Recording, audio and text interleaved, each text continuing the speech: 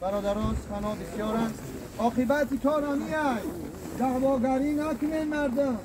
خاکسار باشید. از خدا بی‌ترسید که عاقبت کارانی است. پیغمبر خدا بهترین فرزند انسان او هم از دنیا گذشت. همه ما و شما گذرایم. دعواگری رمونه. حالی هم وقتی به سوی خدا بگردیم و توبه کنیم که عاقبت کارمی است. عاقبت منزل ما وادی خاموشان است. خواجه حافظ گفت عاقبت منزل ما وادی خاموشان است. حالیا غلغله در گنبد افلاک انداز. برخیز در کاسه زر آبی طربناک انداز. پیش از آنه که شود کاسه سر خاک انداز. پیش از آنه که ما و شما در قبر می رویم توبه کنیم تا جان به قرطقه بیا ما لم یغرغر. گفت رسول الله ان الله یقبل توبة العبد ما لم یغرغر. تا جان به قرطقه آمدن وقت است باید ما و شما توبه بکنیم و به سوی خدا بگردیم. انشاءالله کارون به خیر است. مردم آزار نتیم که برش ما دستند. برادرای عزیز اشون با انشاءالله انگوز قرضار نیست. مبادا اگر کمتون باشه برادرها امروز روز لطفا اگر باشه زیادتر اینجا اینا بچه اتقایش هستن همه ما هستیم انشاءالله. همه ما ناموس داریم انشاءالله یاردم میدیم میکنیم اگر اگه چی باشه تو پنهان نکنیم. همه ما برادرم اولاد با انشاءالله. لیکن اگر مایده چیده باشه امروز روز عاقبت عاقبت کارا به خیر دارم. خدا نشان سری واژین اکای ما را مبادا امروز ما گریستیم که گویاییم که با اکای ما نشان سری داشت از گویاییم که مصلحت کرده باشد یا رحمتی اکای من ایلا تقا میگفت ای کس او را شان سری واژین او کسا خورزا میگفتن. خداوند جاش و جنت کنه. خداوند عاقبت کارش و به خیر داره. روح شو به وطن بره و سالی منکر و نکیر گویا و در روز قیامت نامه اعمال به دست و به جنت نصیب و به دیدار الله این بنده ها تم شرف بگردان. و آخر دعوانا الحمد لله رب العالمین و صلی الله تعالی و سلم على خیر خلق محمد و علی آله و صحبه اجمعین. ربنا آتنا في الدنيا حسنه وفي الاخره حسنه وقنا عذاب النار. باز از همین خاک روز قیامت شما سر میبردارید. اگر چندی سلیمانی به خاک دهر یکسانی، اگر چندی سلیمانی، سلیمان بی نهایت بای بود حضرت داوود بچش، اگر چند تای سلیمان باشی میگه اگر چندی سلیمانی به خاک دهر یکسانی و یا جمشید و خاقانی به خاک دهر یکسانی، اگر قند و عسل نوشی، اگر قند و عسل نوشی، اگر ملبوسی زر پوشی، به ماهرویان در آغوشی به خاک دهر یکسانی.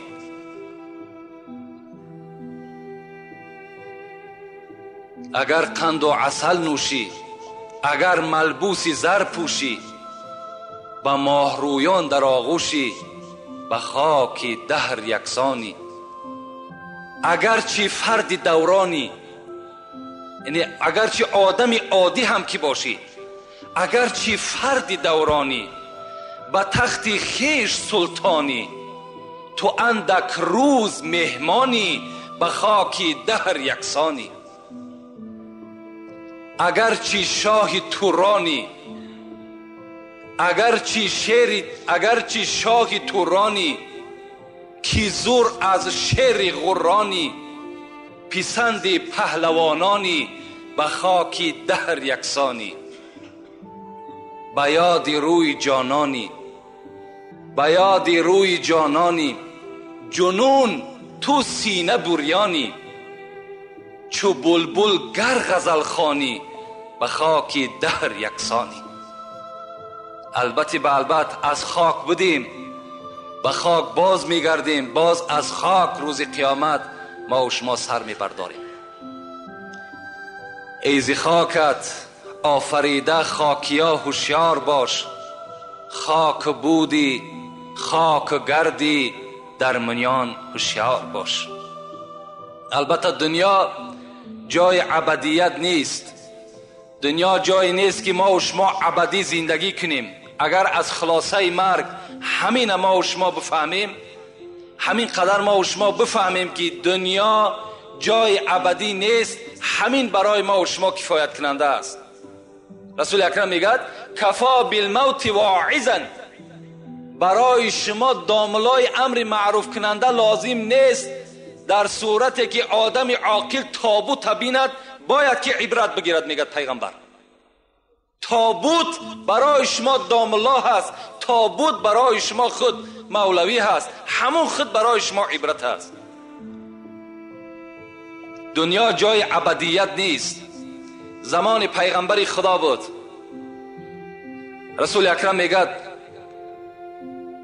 دائم نماز با جماعت که میخواند، پس میگشت به سوی مردم نمازخانه ها را نگاه میکرد و میپرسید فلانی کجاست، فلانی کجاست. یک مرد و زن بی نهایت در پشت رسول اکرم دائما نماز با جماعت ادا میکرد. یک روز میگه رسول اکرم بین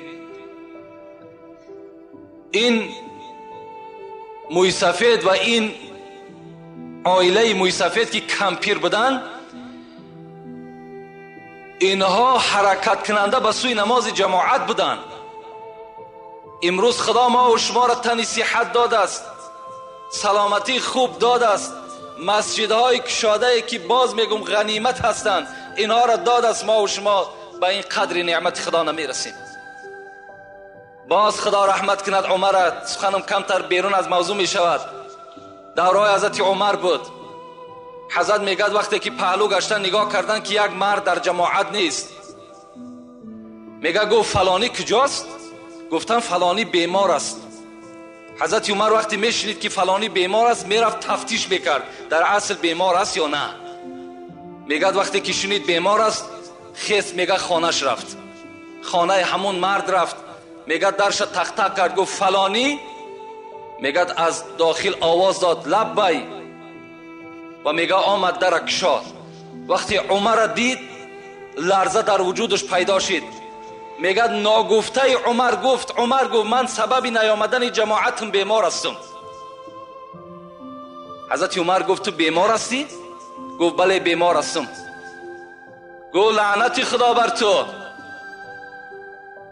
عمر ترا الحال گفت ای فلانی تو لبی گفتی آمدی کو؟ ترا خدا فیراد دارد حی علی الصلاة حی علی الفلاح، بیاین به سوی نماز، بیاین به سوی نجات. چرا خدا را قبول نکردی گپشه؟ چرا گپی عمر لبی گفتی؟ این عمر خطابش بود. گپی عمر تصدیق میکنی، لبی میگوی، به نزدش میای، گپی خدا اختا قبول نمیکنی. رسول اکرم میگه پرسان کرد این موی سفید و این کمپیره که از پس من نماز میخوان کجاست؟ گفتن اینها یک پسری داشتن، اون پسر وفات کرد. این موی سفید کمپیر پاهاشون از کار ماندگی هست. او فرزند دائم اینا را پشت میکرد، میآورد در پهلوی تو میگذاشت، نمازم میخواندم، باز هوچ کرده به خانه خودش میبرد. رسول اکرم میگه به سوی صحابه گفت آگاه باشین، اگر دنیا ابدی میشد، اگر دنیا یک آدم برای خود قرار میداد و پرورش میکرد و ابدی زنده نگاهش میداد، هر آینه همین جوان خدا نمیکشت. زیرا که بی‌نهایت خدمت شایسته در حق پدر مادر کرده است، لکن دنیا ابدی نیست. این رسول اکرم برای او گفتند. ابن مسعود در حدیث ها میگوید که از نام پیغمبر خدا روایت میکند ان احدکم یجمع خلقه فی بطن امه 40 یوما نطفه ثم یکون علقه ثم یکون مضغه. پیغمبر خدا گفته است به درستی این که فرزند آدم در شکم مادرش 40 روز همان آبی که در رحم مادر غلطیدگی هست، در بچه‌دان زن افتیدگی هست، همون آب 40 روز قرار می ایستد. هیچ تغییرات در او آب پیدا نمی شود. ثم یکون علقه، بعد 40 روز این آب رسول اکرم گفت به خون تبدیل می شود. 40 روز دیگر خون می ماند. ثم یکون مضغه، بعد 40 روز پس دیگر این به گوشپاره تبدیل یافتگی، بعد آهسته آهسته از هر موضع او اعضاهای انسان تشکیل شدن میگیرد. ببین در دوام 120 روز 40 روز آب است، 40 روز خون است، 40 روز دیگر گوشت است. 4 ماه، در دوام 4 ماه این الکی به شکل انسانی از 4 ماهگی تبدیل می‌یابد.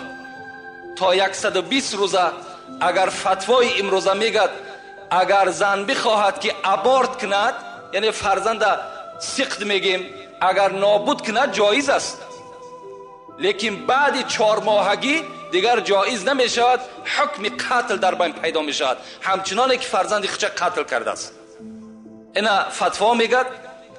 خب ثم یرسل علیه الملک فینفخ فیه الروح، پیغمبر گفت بعد 120 روز در همین جنین، در همین فرزندی که در شکم مادر است، خداوند یک ملائکه را روان میکند که در او جان بدم. جان در وجود او فرزند داخل می شود. و یکتب به اربع کلمات، به همین طفلی که در شکم مادر است 4 کلمه نویسانده می شود. خداوند امرش میکند اولا جان در وجود او داخل کن، بعد 4 کلمه را در تقدیر او کتابت کن. این 4 کلمه چیست؟ اجله، عمله، رزقه، سعید و شقی. بنویس که چند سال عمر میبیند، بنویس کدام عملها را در دنیا انجام میتد، و باز کتابت کن چه مقدار رزق روزی دارد، و 4م کتابت کن که اینه که از شکم مادر بیرون میشود بدبخت است یا نیکبخت. این شم کتابت کن. این یک حجت از نام خدا میگیرد، او را آمده در تقدیر همون انسان چیکار میکند؟ مینویسد. خب این مطلب من از این حدیث چیست؟ وقتی که انسان دم آخرش میشود، ببین باز 5 ملائکه نزد جان گرفتن او میآید. یکمش داخل میشود، میگوید السلام علیک یا عبدالله، ای بنده خدا، سلام و رحمت خدا بر تو. اگر بنده نمازخوان و بنده خدا ترس باشد، هم تا معامله از جانب این 5 ملائک پیش از جان دادن می شود. می گفت است السلام علیکم ای بنده خدا، انا مؤکل به ارزاقک. اگرچه رزق رسانی تو خدا بود، لیکن من همون ملائکه بودم که او رزق به تو می آوردم می رساندم. فطلبت الارض شرقا و غربا فما وجدت من رزقک لقمتا. امروز من تمام روی زمین دور زدم، لیکن از رزق تو ای بنده خدا یک لقمه دیگر نیافتم. رزق تو تمام شد. بنده از جانب رزقش امیدش کنده می شود، دویمش داخل می شود. من هم تا سلام می دهد، من کی هستم؟ من همان ملائکه هستم که بر نفسهای تو وابسته بودم، که نفس تو را بیرون می بردم، درون می دراوردم. امروز هرچی که کافتم دیگر از نفس تو دیگر نفس نیافتم. یعنی نفسهای تو هم چی شد؟ تمام شد. رزق تو تمام شد، نفس تو تمام شد. داخل می شود دیگرش. من وابسته بر نوشیدن آبهای تو بودم، امروز بالای زمین دور زدم، برای نوشیدن تو یک قطره آب نیافتم. امیدت ای بنده خدا از نوشیدنم کنده شود. از نوشیدنم بنده در او حالت چی می شود؟ امیدش کنده می شود. دیگرش داخل می شود، می گوید من وابسته بر قدم های تو بودم که قدم تو را پیش می بردم پس می بردم به حکم خدای تو. امروز بالای زمین دور زدم لکن در هیچ جا دیگر تو قدم زدن نمی توانی، قدم تو هم کنده شد. پنجمش می گوید من وابسته بر اجل تو بودم، وابسته بر روزهای تو بودم. امروز هرچی که سراغ کردیم بالای زمینه دیگر از حیات تو هیچ روزی نیافتم. بنده از این شنیدن اینها البته آگاه می شود که من دیگر در این دنیا قرار من، حیات من تمام شد. این ملائکایی که از اول آمدن چی ها کردن، ملائکی که آخر آمد چی را البته انجام داد. عبدالله ابن عمر ابن العاص میگوید کان ابی کثیرا ما یقول اینی لا اعجب من الرجل. همین عبدالله ابن عمر ابن العاص، این عمر نیست، میگوید من پدر داشتم، پدرم عاص نام داشت.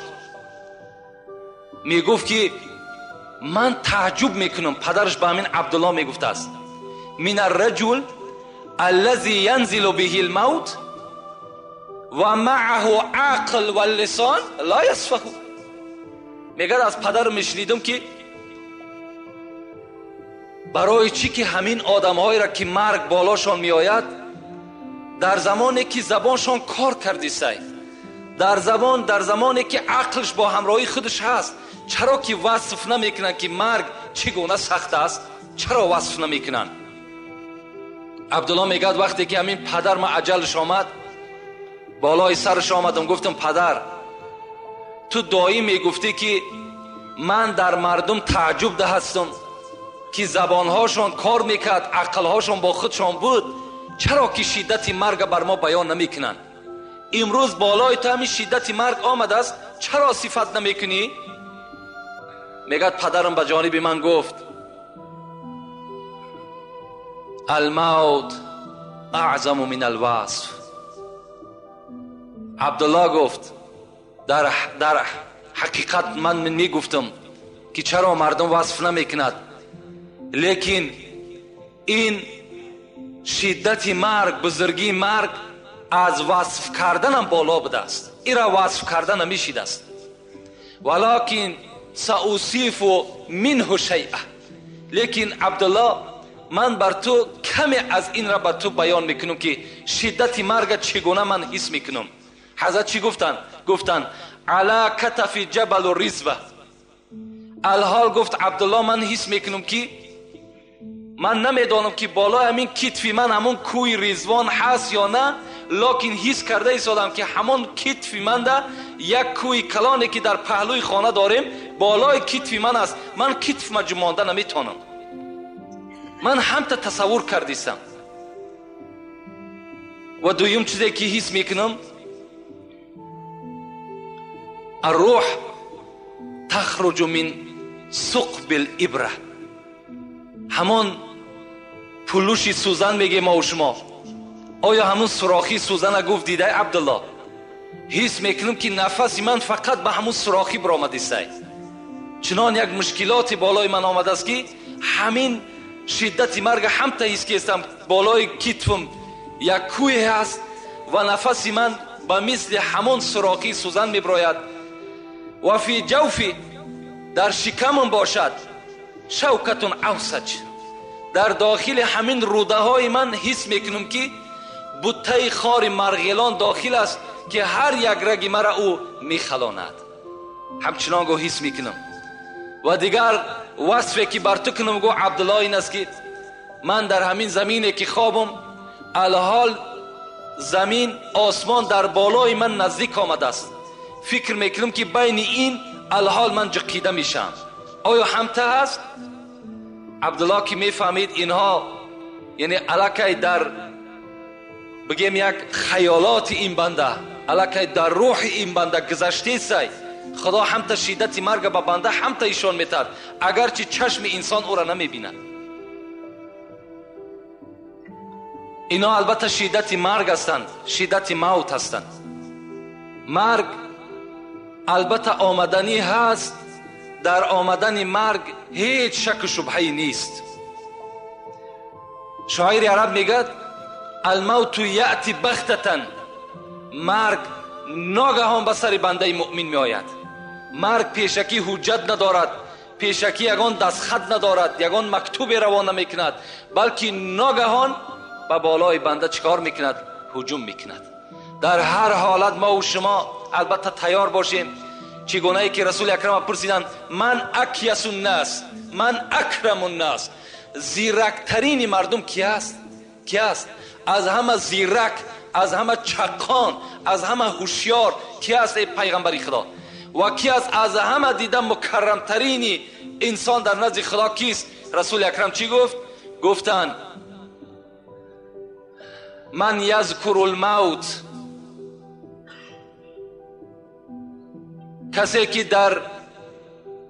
کسی که زیاد ذکر میکند موت را، کسی که بسیار به یاد خود میارد موت را، و اشدوهم استعدادا له، و از همه زیرکترین، از همه هوشیارترین بنده همونی است که اولا دائما در یاد مرگ است و دوم این که برای روز مرگش فقط توشه ذخیرت میکند، فقط جمع میکند، عبادت، کارهای نیک جمع میکند، تا که او یقین میداند که روز از روزها این دنیا را البته میگذرد. افسوس میخوریم دیگر فایده ما نمیکند. مرده در وقت غسل با غسال گوید این حرف با زبان حال. وقتی مرده را میگه بالای همون تخته در راست میکنند برای شستن، همون مرده میگه یک صدای دارد که صدای او را انسان نمیشنود. لیکن او چی میگوید؟ مرده در وقت غسل با غسال گوید این حرف با زبان حال. بود مثل تو تر و تازه، قوت داشتم به اندازه. همراه جسم بود جان من، مدت گفتم این و وان من. در محلی که کردم و گفتم، بود فکرم عیالم و جفتم. تا که گشتم خراب و بیچاره، ناتوان حال زرد رخساره. حضرت میگه به سوی همون غسال همین گپا را میگفت است که ای غسال، من هم مثل تو تر و تازه بودم، من هم مثل تو قوت داشتم، مثل تو حرکت کننده بودم.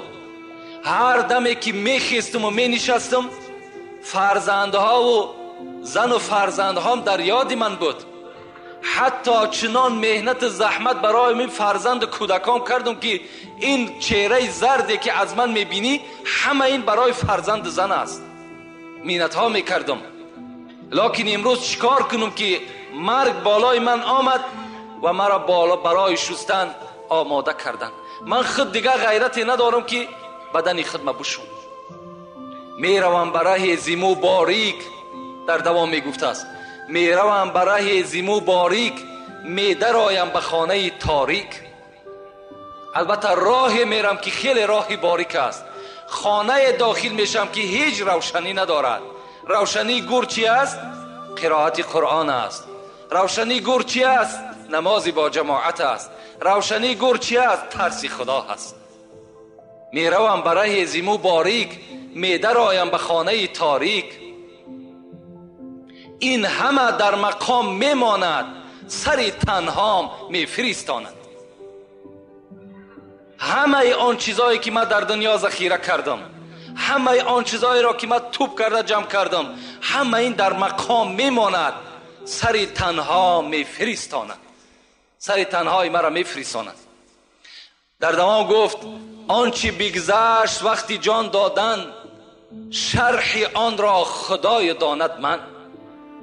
آن چیزی که وقتی جان دادن من گذشت، ای را بجز خدا و بجز من دیگر هیچ وصف کردنش ناممکن است.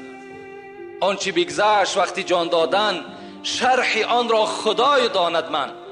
بعد از این عقوبه هاست پی در پی، می ندانم چی بگذرد در وی. بعد این جان دادن من میدانم که چند عقوبه های دیگر، عذاب گور است، سوال منکر و نکیر است، گذشتن پول صراط است، دادن نامه اعمال است. آیا اینهاش چگونه بر بالای من می آمد باشد؟ اینش من نمیدانم. حضرت در آخر ما و شما را همان مرده نصیحت میکند. زنده ها که نصیحت دارند، مرده بر ما و شما چی میگوید؟ گوش باید بشنود این را. برای این سخنهایی که میگیم، برای این گوش انسانی در کار، گوش عاقلی در کار، گوش آدمی در کار که این گپ در اصل قبول کند. گوش باید که بشنود این را، بکند فکر جان شیرین را. برای این سخنها گوش در کار. گوش سر با جمله حیوان همدم است، گوش دل مخصوص نسل آدم است. برای این سخنها گوش دل لازم. گوش باید که بشنود این را، بکند فکر جان شیرین را. چشم باید عبرتش بیند، بر سر جاده عمل شیند. با چشم میبینی مرده را میشوی، با چشم میبینی تابوت را میبرداری، با چشم میبینی برده را در لحد جا میکنی، لکن تعجب آور است که خود عبرت نمیگیری. خود به خود نمیای که فردا من هم داخل این قبر هستم، من هم البته یک مردشوی را بهر من میکابند. این شب به یاد ما و شما نمیآید. چشم باید عبرتش بیند، بر سر جاده عمل شیند. عقل باید کار فرماید، مرده را بیند و به خود آید. حضرت میگد مرده را که دیدین به خود بیاین. همون خود مرگ است. اون حالی که او برادر گرفتار است، او را مرگ هم تکرده است. من بر شما نمیگم که تمنای مرگ کنید، زیرا ابو هریره روایت میکند حدیث پیغمبر خدا را، رسول الله گفته است لا یتمنى احدکم الموت. امتان من، شما مرگ آرزو نکنین. نگین که خدایا مرا تیزتر از دنیا ببر. ایرا نگین که شما گناهگار میشین. نگین که خدایا مرا تیزتر از دنیا ببر. برای چی؟ برای این است که رسول الله میگد که لعلکم یزداد، اما محسنا لعلکم یزداد. اگر تو آدمی نیکوکار باشی شاید نیکیت زیاد شود. و این کان مسیئا، اگر تو گناهگار باشی لعلکم یستعتبه، شاید که تو توبه کنی و به سوی خدا باز بگردی. از این خاطر گفت شما مرگ هیچگاه افسوسش نخورین، هیچگاه تمنا نکنین، لکن استعید للموت قبل نزول الموت. پیش از مرگ آمدن شما حتمی برای مرگ برای خودتان آماده داشته باشید.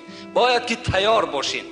شما فکر نکنین الحمدلله که امروز نوابسته من بدانم که آدمی در زینه پست از دنیا میگذرد و مالدار و دولتدار و منصبدار نمیگذرد، این برای ما و شما یک افسوس است.